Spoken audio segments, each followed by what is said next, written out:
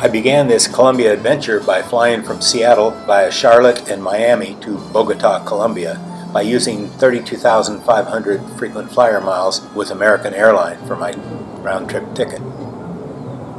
On Sunday, I climbed up Mount Monserrate, since the Lonely Planet guidebook and the hostel folks said that the weekends were the safest days to climb up. Otherwise, you may be robbed, which happened to two other travelers I met at the Cranky Croc Hostel.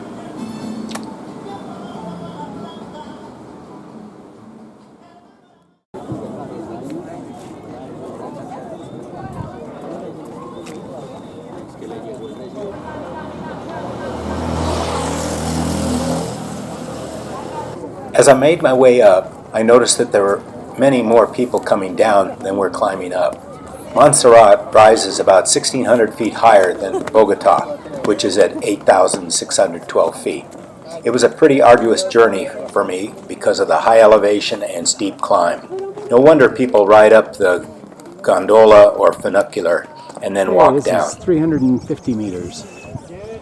More to come.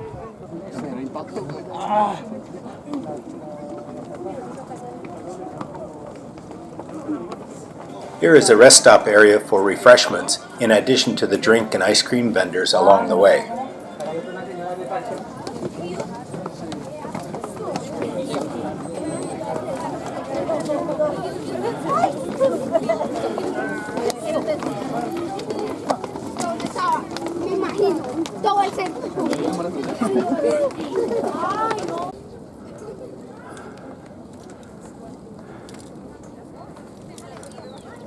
It was a lively, standing room only group in this chapel.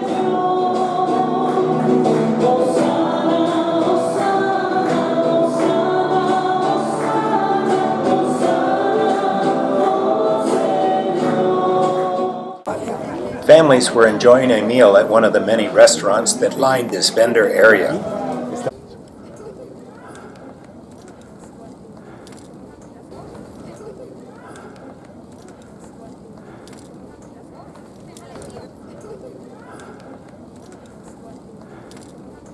I had chicken with vegetables, tortilla, rice, along with a poker beer.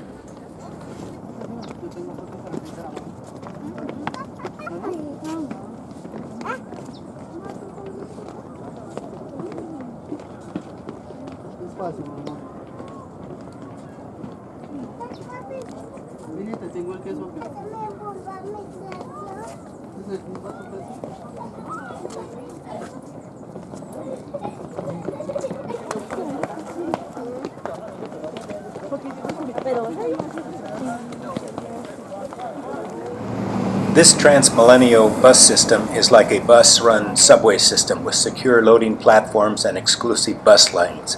Rides cost around $1. Street performers are everywhere: bus stops, sidewalks, traffic stops, and even on buses.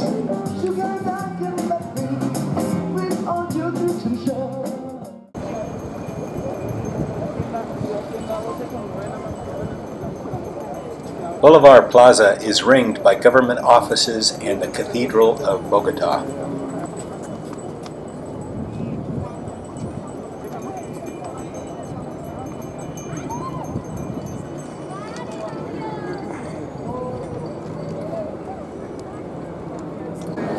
On Sundays, many of the streets are closed off to cars and buses to make way for walkers and bicyclists.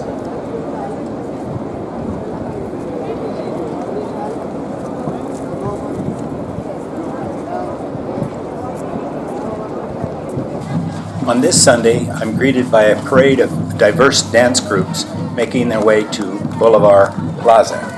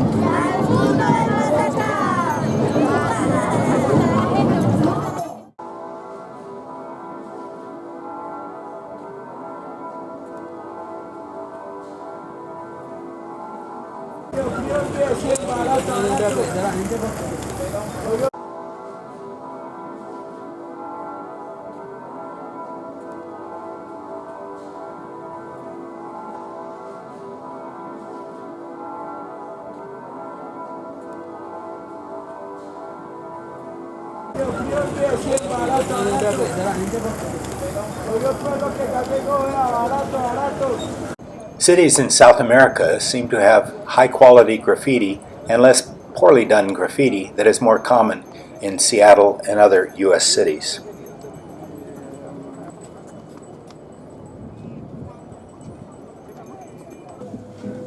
I arrived at the Sal Cathedral in Zipaquira after 2 bus rides of about 50 kilometers, just over an hour, which cost about $3. Since the 5th century, people have been mining the salt from this salt dome that was formed 250 million years ago.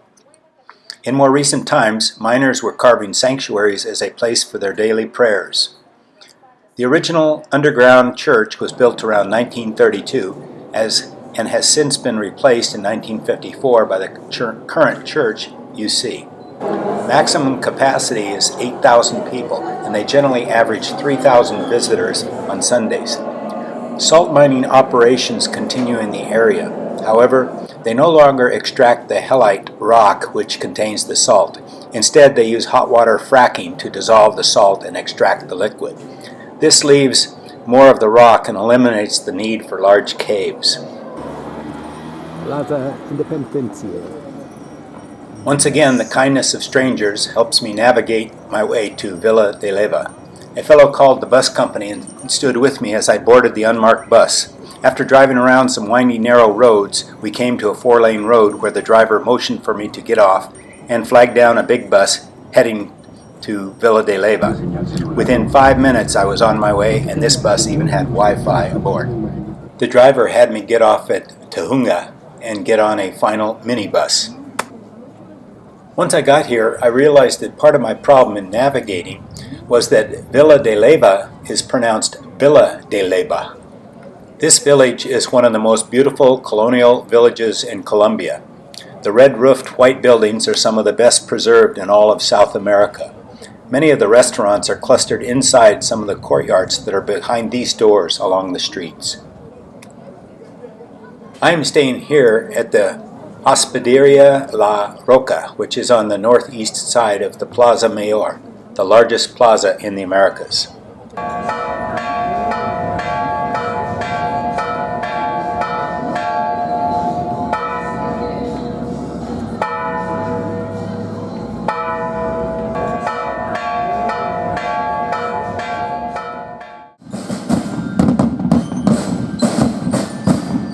Here, school kids are practicing for the fiesta, while over at the Plaza Major, they are building a stage.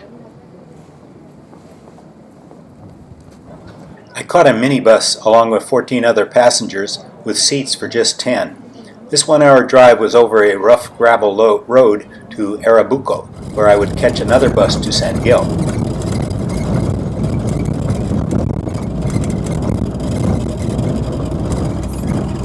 After crossing the 4-lane road, I flagged down a Berliner bus that took me to the San Gil bus terminal some 3 kilometers from downtown. Before catching a taxi to Sam's VIP hostel, I got a night bus ticket to Santa Marta, where I would arrive at 6 a.m.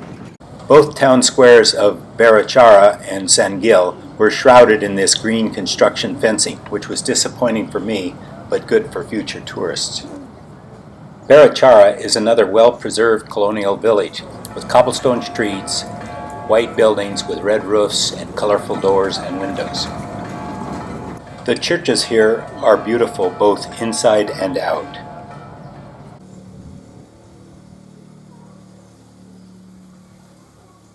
The hormigas, or ants, are coveted here as a covering for filet mignon, but none of the 7 restaurants I stopped at were serving them.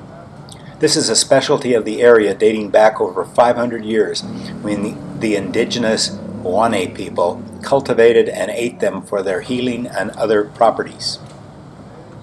Here is a statue of the hormigas in the Barichara City Hall. Maybe this gourmet tradition is wearing out.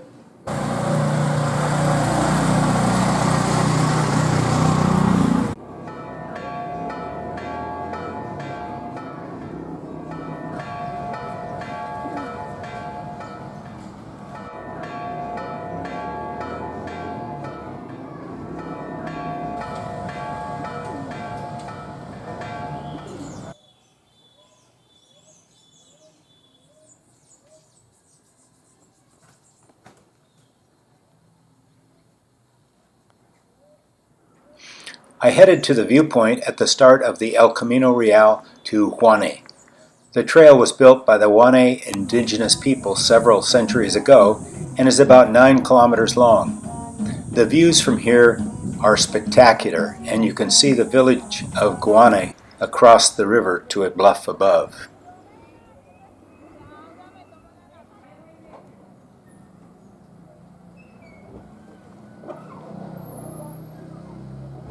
I quickly caught a bus back to San Gil and saw a few sights before a huge thunderstorm and deluge began with the sound of thunder.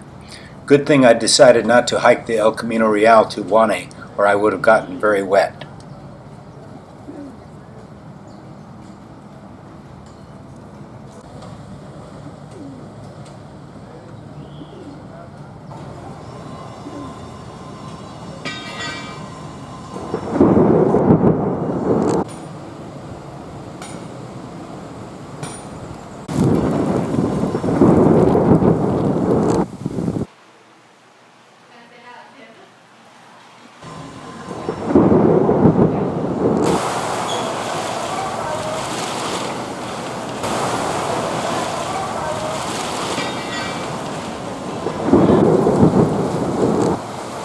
After the 13-hour night bus from San Gil, I arrived at the Santa Marta bus terminal.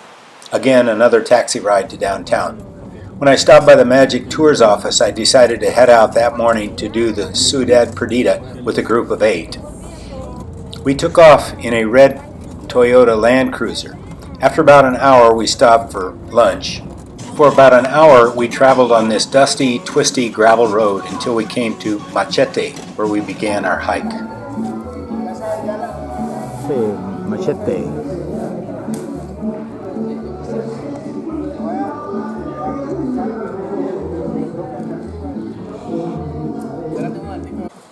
We would be at Cabana 1 our first night, Cabana 3 for the second night, and Cabana 2 for the third night. For those doing the 5-day hike, they would stay at Cabana 1 again. We walked up a dirt road for about an hour before reaching a parking area for mules and motorbikes. After that, it was strictly an uphill trail where only mules and people could navigate.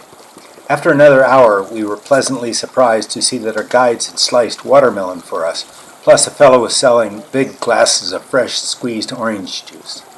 It was the best tasting watermelon, so welcome and refreshing.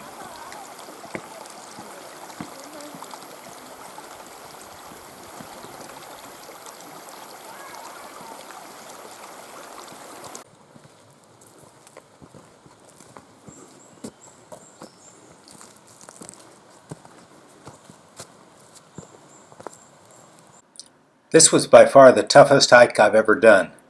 With the heat and humidity, my clothes were so soaked my sweat dripped down into my shoes and got my socks and feet wet by the end of each day.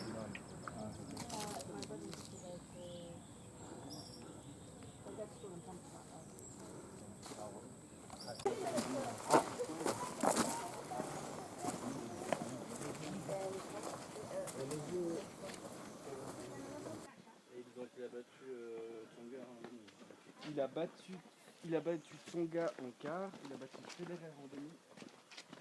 Ah, Tonga c'était juste en quart? Non, Tonga il était en demi.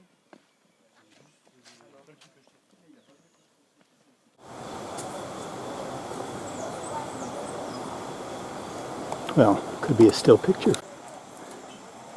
Just as we got to Cabana 1, the thunder and lightning intensified and we got a big downpour as we located our mosquito net shrouded beds. Luckily, no hammocks for us. After we got sorted out, the rain stopped and we found the local swimming hole. It had a waterfall that provided us with a great back and head massage, along with a 10-foot cliff to jump off. Here is one of the women building up courage to jump.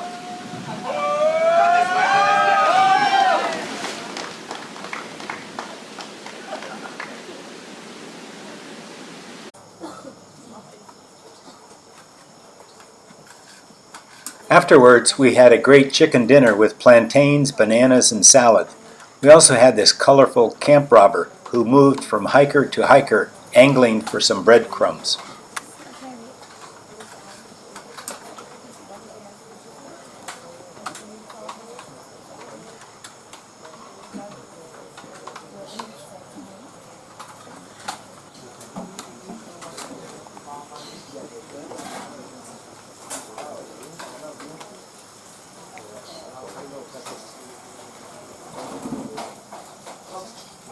The following day we would go from Cabana 1 to Cabana 3 and spend the night.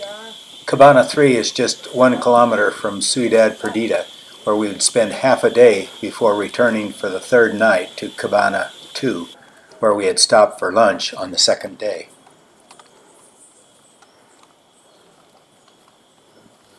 Hola. Hola. Bueno, ahora viene la parte fácil, por lo menos.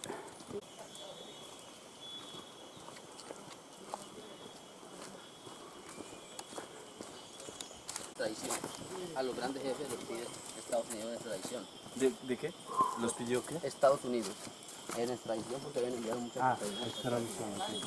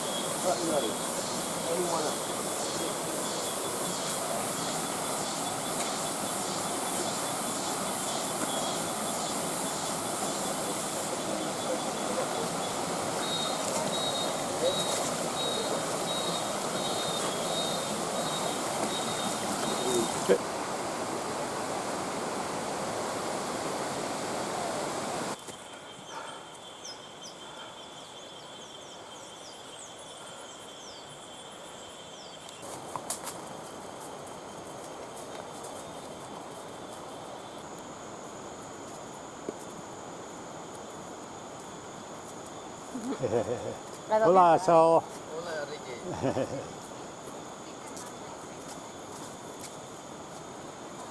Hola, Carolina. Hola, Caitlin. Hey, Jimmy. Hola. This is one of the Weewa Villages, who are the current indigenous tribes that occupy this area. They have about 500 members. They are semi-nomads who occasionally move after their Sweden agriculture runs its course. They bury their dead underneath the hut, which is not reoccupied for 2 years.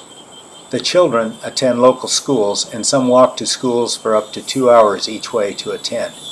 We did not see very many old people, nor teenage boys, just teenage mothers.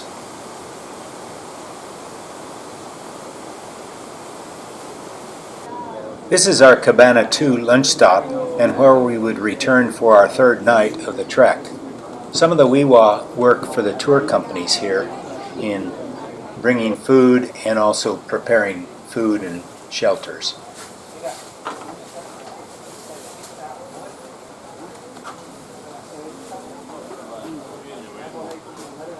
Eso que han dicho.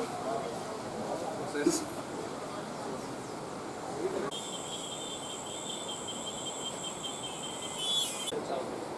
and then it comes something time, and then it comes back to the original, no? Where it was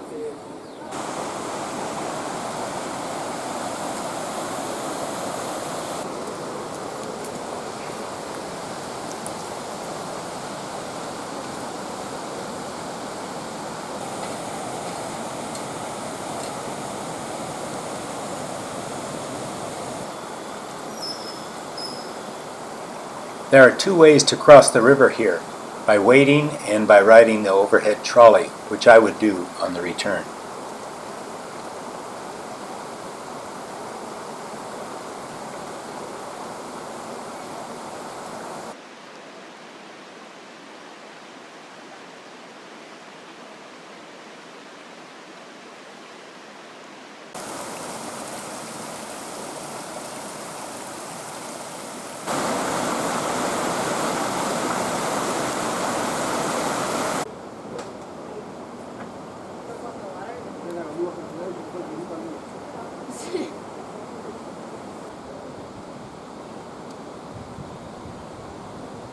Perdita camp.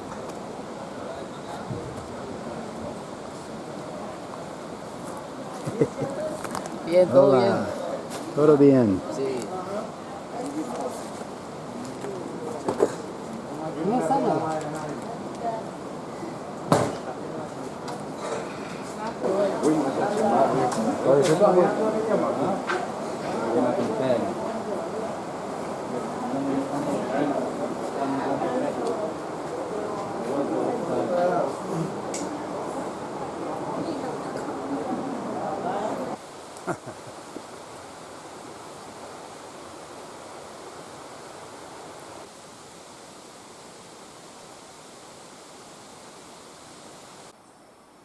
The first excavated area was the marketplace at the lower portion of Ciudad Perdida.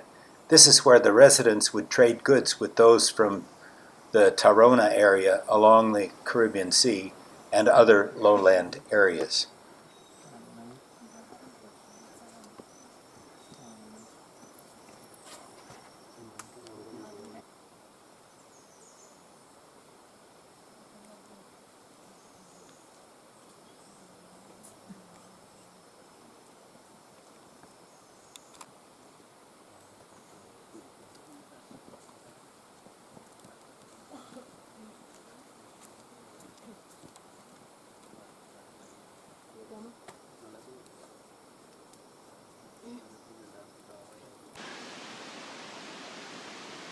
We continue our steep ascent up to the main Ciudad Perdida village area where ceremonies and other gatherings took place.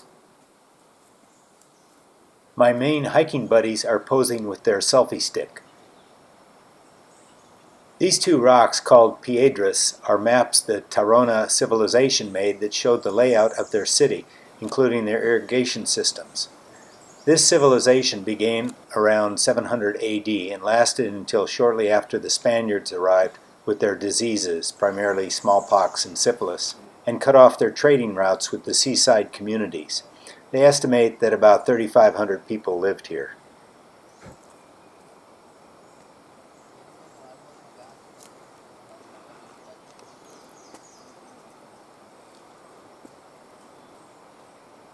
Here is the jail where people who had violated the village rules had to remain and were shunned until other villagers determined that they had suffered enough.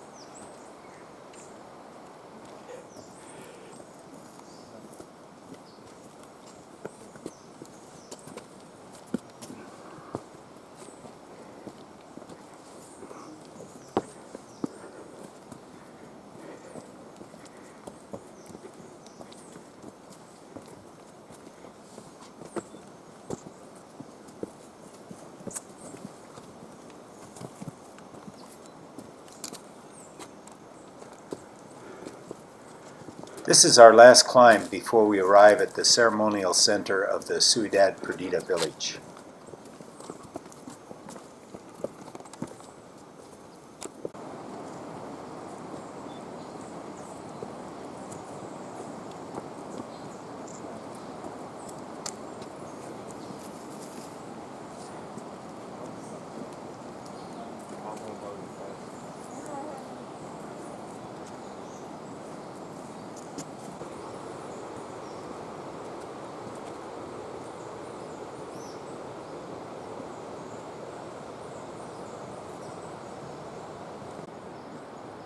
During our hike, we found groups of military guarding the tourists. Apparently, several years ago, the FARC terrorist group snuck into one of the campsites and captured about 8 young and fit tourists for ransom. I guess age does have some benefits. Anyway, this occurrence was later made into a movie. Some captives were let go right away, and others were held for a few months.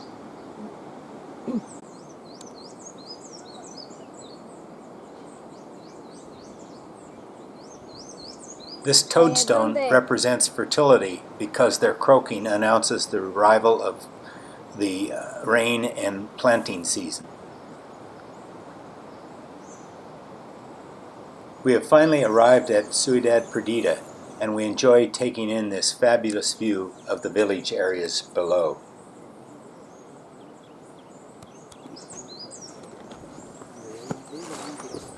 Ready?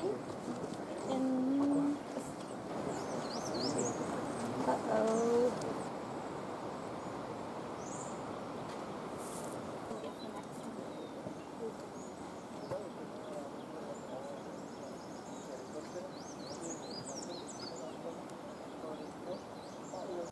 It is amazing that our hiking group of 8 came from 7 different countries.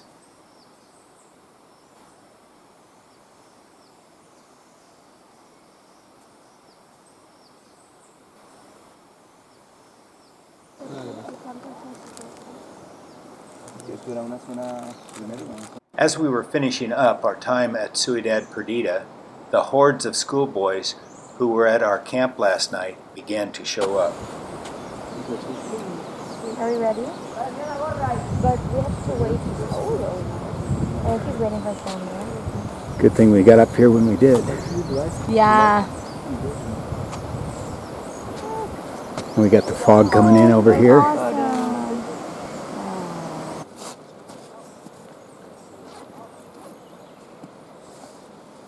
Oh, I think he's doing some sort of sacred rite down there. When all of the schoolboys arrived, their guides had arranged for a Weewa shaman to provide them with a spiritual healing. Lots of quiet concentration by some normally boisterous middle school boys from Bogota. The shaman is holding his container consisting of a mixture of coca leaves and crushed seashells, alkaline, which becomes a powerful narcotic, enabling these folks to travel long distances or endure difficult tasks. His family waits for him to finish. After a few hours of exploring the Ciudad Perdida, it was time to return to Cabana 2 for the night. The journey up the stairs were most difficult, but going down was the most dangerous part of our journey because it was so steep and slippery from last night's rain shower. Here are Caitlin, Carolina, and Jamie navigating their way down these stairs with a few slips and slides along the way.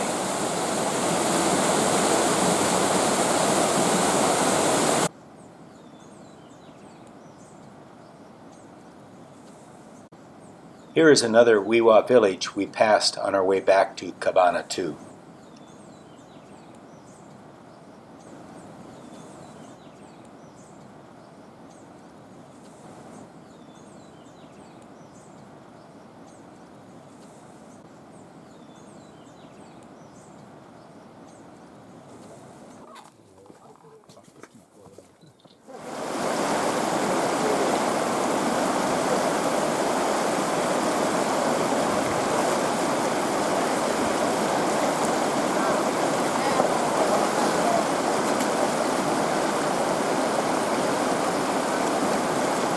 We were exhausted when we pulled into Cabana 2, and several folks slept a bit before dessert was served. After a night's sleep at Cabana 2, I decided to begin hiking early, thinking I would get to Cabana 1 and relax there to do some more swimming in that fabulous swimming hole. But when I got down to Cabana 1 at 9:30, the 3 volunteers, Caitlin, Carolina, and Jamie, encouraged me to do just 4 days instead of 5. There's no difference in price. The only difference in the 5-day tour is we'd spend another day at Cabana 1, which is where we spent our first night.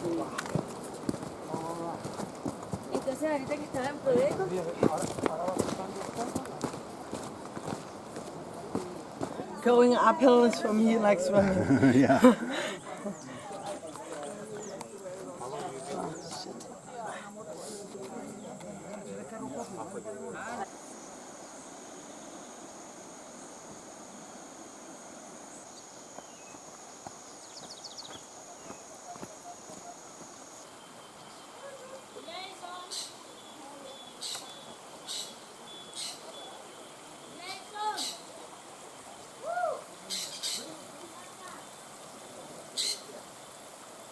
only took another 2-hour hike, and just 20 minutes of it was uphill, but quite a hill.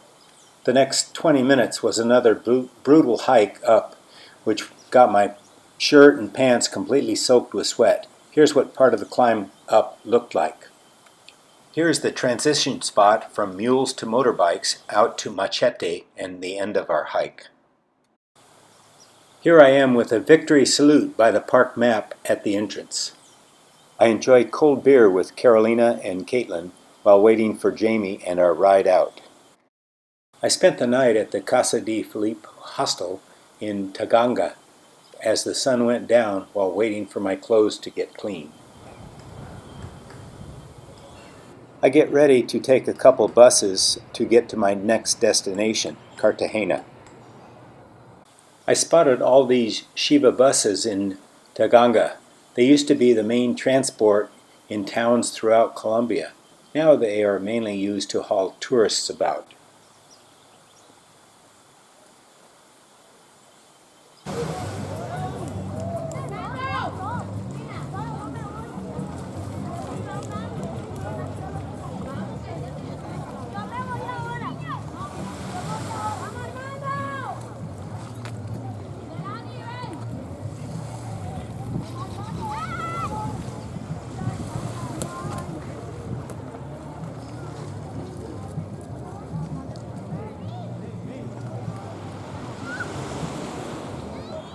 This is quite a beautiful old city to wander through, and you really do, because it seems like each block has a plaque that posts the name of the street, and it changes every block or so.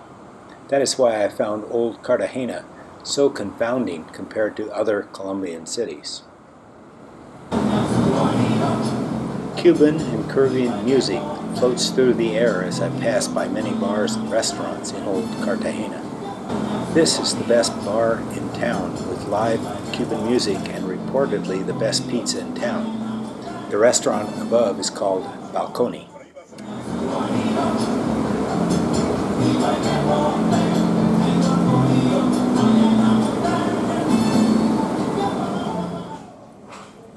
The Castillo de Felipe de Barras is the greatest and largest fort built by the Spaniards in their colonies.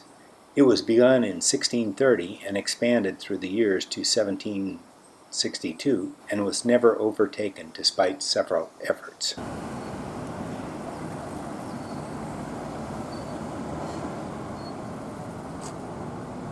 From the walled old Cartagena, you get views of the modern Cartagena with all of its high-rises.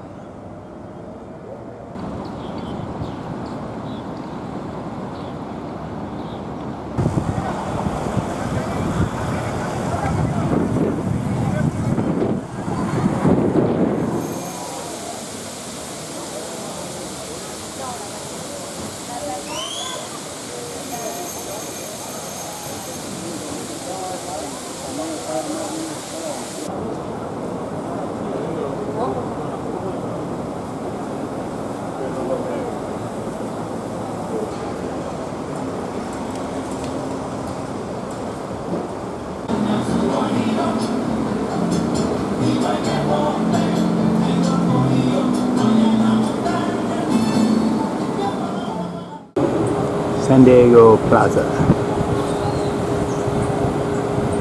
I was glad to be leaving the heat of Cartagena for the cooler climate of Medellin as I boarded the night bus. It was 105 degrees as I left Cartagena and was looking forward to the cooler mountain climate of Medellin at about 80 degrees.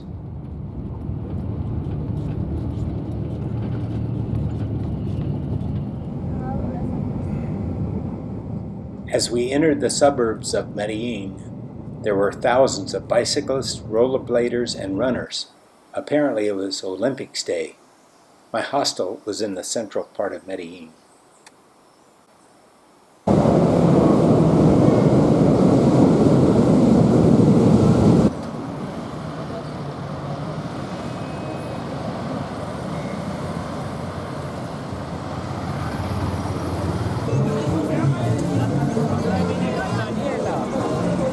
After checking in, I headed to the Poblano neighborhood.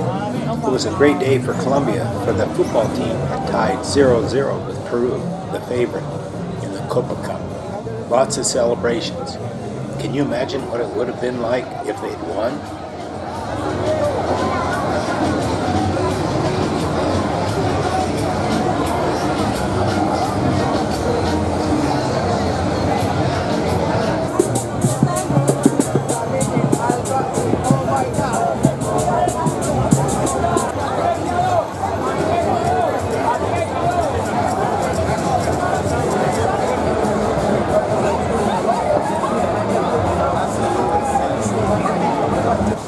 My favorite place in all of Medellin was the Museo de Antigua because it was chock full of the artwork of Fernando Botero. In the plaza outside there were several of his voluminous brass sculptures. The death of Pablo Escobar, drug lord, signaled the end of the drug lords who had controlled Colombia. Botero's paintings and sculptures are reminiscent of the voluptuous pre-Columbian sculptures.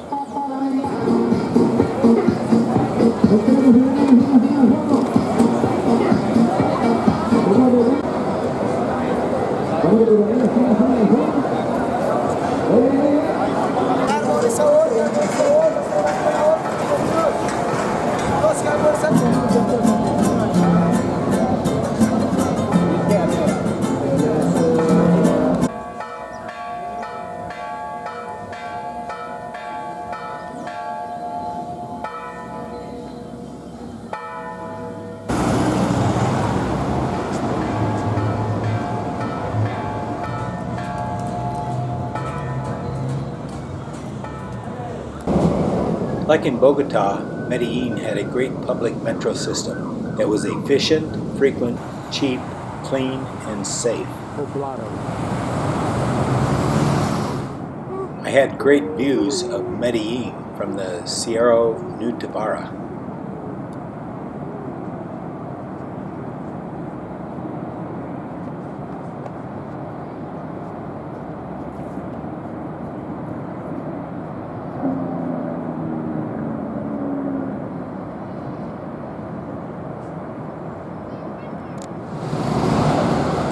In addition to the metro, there were many different modes of transportation available for all of us.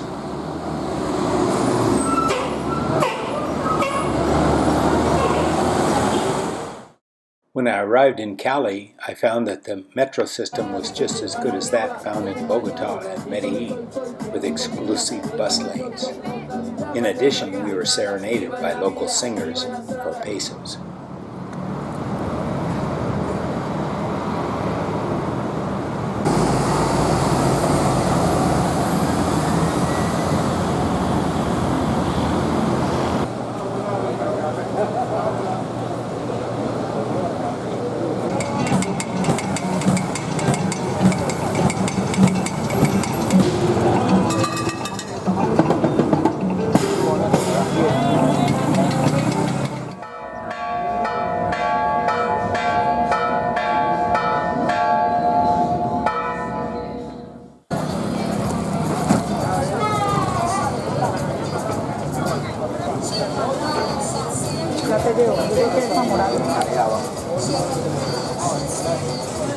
Among the street vendors are this row of typists who prepare messages of love and business.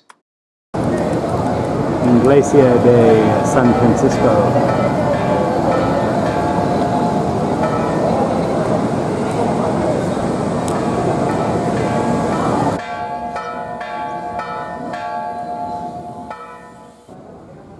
I stopped by a courtyard restaurant near the Museo Arqueologico for a set lunch of chicken and mushrooms, fried banana fritter, rice, spaghetti, and salad with pineapple, along with some mystery fruit, along with consommé soup littered with chicken legs, hearts, and livers. Anthony Zimmerman would have had savored this soup.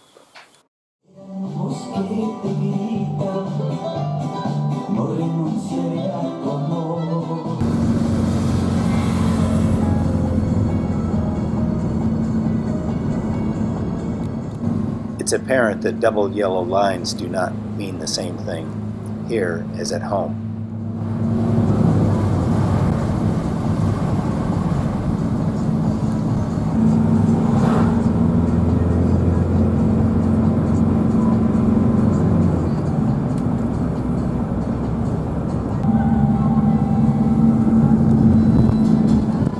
I am nearing the end of my Colombia adventures with a ride to the Ecuador border on a night bus to Pasto, followed by a minibus to the border. I ended up walking the last half mile to the Ecuador Customs and Immigration Office and end of my Colombia adventures. Check out my blog for more details of this adventure as well as others.